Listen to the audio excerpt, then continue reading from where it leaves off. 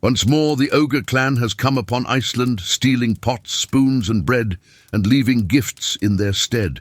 For though they steal, the lads are true. So, boys and girls, leave out a shoe. "Why is he like that?" said a young boy about the old man who had lived across the street from his family his whole life. There's something traumatic to a child in having the eruptive joy of his Merry Christmas met by the cruel, intentional silence of a Scrooge-ian gaze. "Oh," Grandma began, waving a hand. "Don't feel bad, lad. He got eaten by the Yule Cat."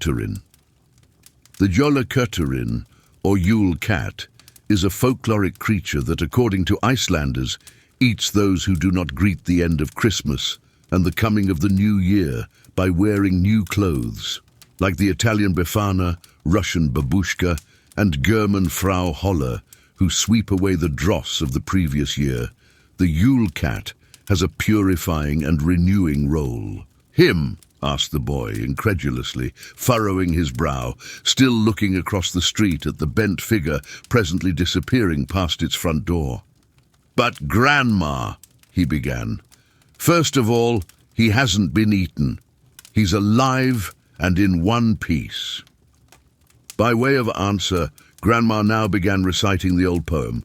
"You'll seem just as before, its bite will leave no gore. You'll look the same to all, but inside there'll be a hole. When the Yule Cat comes to eat a soul, he leaves the meat." The boy paused, acknowledging that the Yule Cat-eating people must be one of those metaphors he'd been told about. Fine. Still, he pressed on for clarification.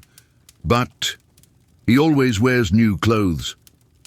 It was true that, for all his faults, the local Scrooge was actually known for dressing well and was seldom seen in the same ensemble twice while going about his errands. Actually, he's been dressing in the same clothes year in and year out for a long time. He wasn't that way when we were young. Don't furrow your brow at that, lad. I'm not ancient. But at some point he went astray. Anyway, yes, the same old thoughts, the same old worries, the same old anger. He's been in the same clothes, inside his mind, you see, Grandma explained, per her generation's habit of treating children like developing adults rather than stupid ones. The lad did see, and he felt bad for the old Scrooge, but for now he had more pressing concerns to attend to. For the Yule Cat is not alone, but shares the season with the 13 Yule lads, the sons of the Yuletide ogress, Grilla. Presently, on the first day of Christmas, the youngster was expecting the first Yule lad's visit with its accompanying prank and present. Through frozen, cavernous openings in Iceland's Dimmuborgir lava fields dwells the ogress Grilla with her husband Lepaludi, together with 13 sons and a giant pet cat, which every year at Christmas time emerge to spread the season's cheer.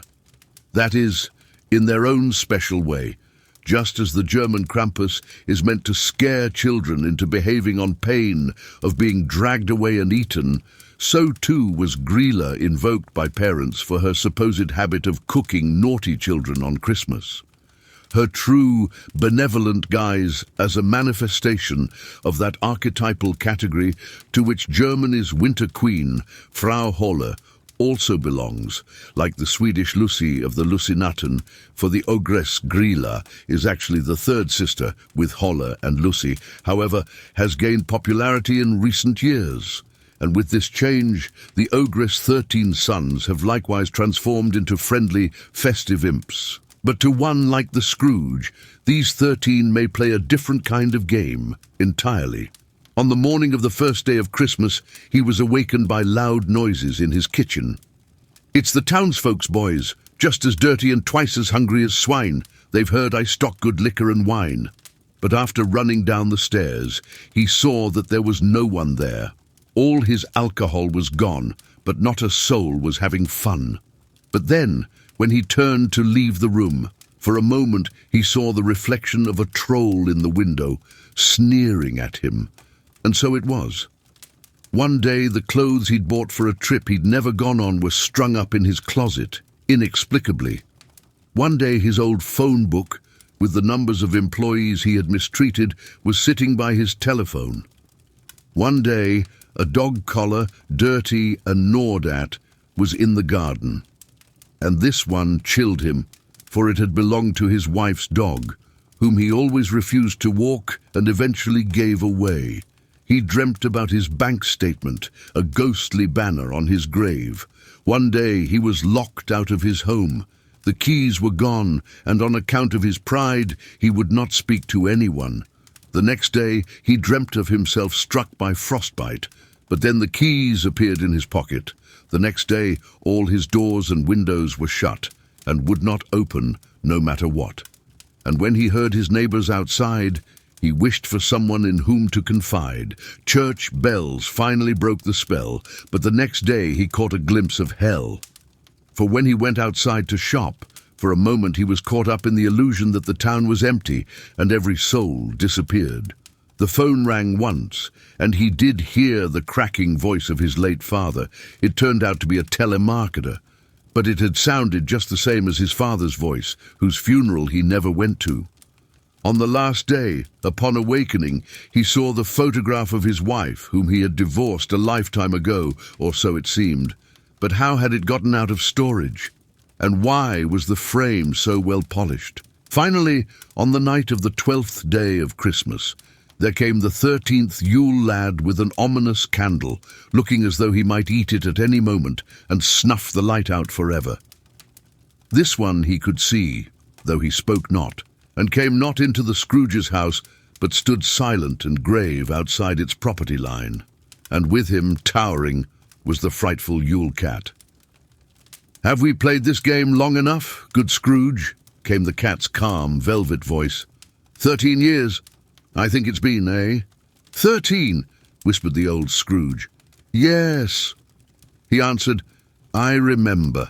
13 to the year since I spent my first Christmas alone, after her. Why are you here? Have you come to eat me?" The Yule Cat shook its head. No, laughed the cat. "Nothing like that. I don't eat fleshy things. In truth, I don't really eat souls either." The monster patted its belly with one paw. "Very indigestive things, you know. Not like human regret, resentment and the like. Those I burn right up. But a man's soul, well, it just sits there. I've had yours in my belly since that first lonely Christmas. Do you want it back?" The Scrooge shook his head. "Don't tease me, creature." "Well then," said the cat, "I'll take that as a yes. And all you have to do is give me something in return." The cat pointed a paw at him and continued, "That which you've been using to plug the hole." Now the 13th Yule lad spoke for the first time. "Perhaps I can shed some light," he said, extending the hand in which he held his candle, revealing a tar-like blackness where the Scrooge's chest should have been. "There isn't room enough for both," sighed the giant cat. "What do you say, good Scrooge? Let's be done with our game. Your heart for your hatred, your soul for all that bitterness." And so it was that on that year, Scrooge let go of bitter fear. The Yule Cat ate up the man's hate, and Scrooge's soul reversed its fate.